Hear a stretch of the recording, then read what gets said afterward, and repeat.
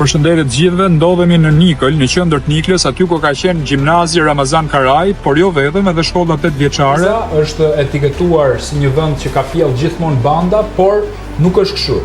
E kam fjalën për Niklën, e cila sot vuan një nga plagat më të mëdha për arsim, për dije. Shkolla në fakt nuk ekziston më.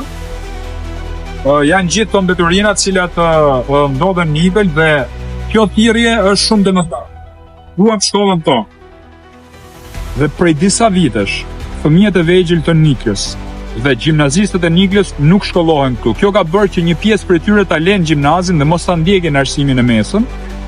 Pjesa tjetër shkojnë në fushkruj, përgjithsisht turnet e pasdites. Prandaj i gjithë kjo zonë, i gjithë ky komunitet kolthet sot për arsim, sepse po i detyrojmë gjithë banorët e kësaj zone të shpërngulen dhe të shkojnë jo vetëm drejt fushkrujës, por edhe drejt Tiranës. Tu duhet ndërtohet një gjimnaz dinjitoz, një shkollë 8 vjeçare ashtu siç i ka hije kësaj zone, sepse kjo shkollë ka nxjerrë emra shumë të fuqishëm që kanë shënuar fort, jo vetëm në Fushkruj, por në të gjithë Shqipërinë me dijet e tyre. Është zona më e rëndësishme tregtare, një nga rrugët më të rëndësishme të Shqipërisë dhe keni parasysh që janë taksapaguesit më të rregullt, janë njerëz që punojnë me djersën e ballit, njerëz të mrekullueshëm. Ky është një apel që i drejtohet Ministrisë së Arsimit, pushtetit lokal, që t'i kthejnë syt nga Nikla dhe të gjithë ata banor, t'i sigurohet e drejta kushtetuese në këtë rast, një nga liritë dhe drejtat themelore të njeriut që është e drejta për t'u arsimuar.